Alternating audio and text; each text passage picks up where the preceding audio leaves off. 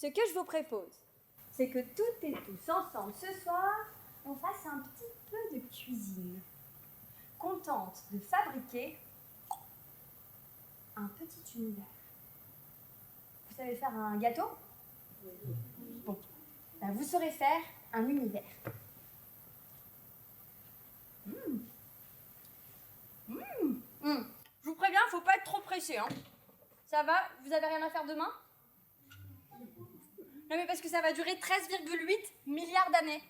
Et ça, c'est juste le temps de cuisson, hein. Les gros objets, comme la Terre, Jupiter, ou même l'énorme masse du Soleil, déforment l'espace. Saviez-vous qui a découvert ce qui manquait dans la recette de création de l'univers? L'astronome américaine Vera Rubin. Évidemment, quand elle l'a signalé, tous les grands pontes de la cuisine cosmique ont dit qu'elle se trompait. Mais elle avait raison. Enfin, jusqu'à preuve du contraire. Vera Rubin a passé beaucoup de temps à mesurer la vitesse de rotation des étoiles dans les galaxies. Si votre sœur jumelle est dans la Station spatiale internationale à 400 km de la Terre, elle vieillit moins vite que vous qui êtes restés sur Terre. Le temps peut être différent en fonction de l'endroit où vous vous trouvez. Une aveuglante, gigantesque expansion. En moins d'une minute, l'univers atteint une dimension d'1 million, de milliards de kilomètres. Vous avez chaud? C'est normal. Il fait 10 milliards de degrés Celsius. Les conditions de température et de pression sont telles que les noyaux des atomes vont fusionner. Cette chaleur va engendrer des réactions nucléaires qui vont former les atomes les plus légers.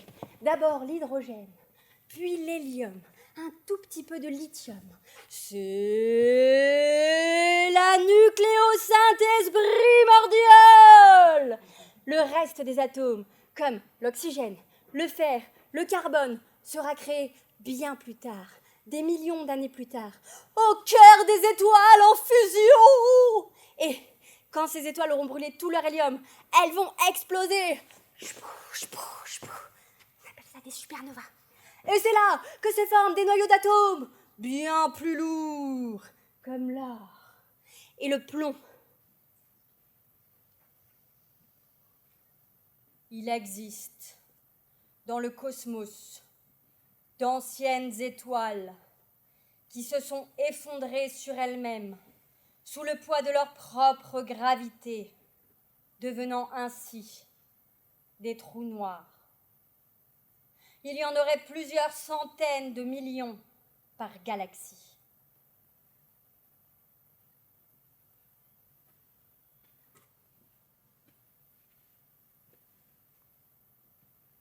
Au cœur de la Voie lactée siège Sagittarius A étoile. Oups, je suis encore allée un peu trop vite. Il faut qu'on parle de la lumière.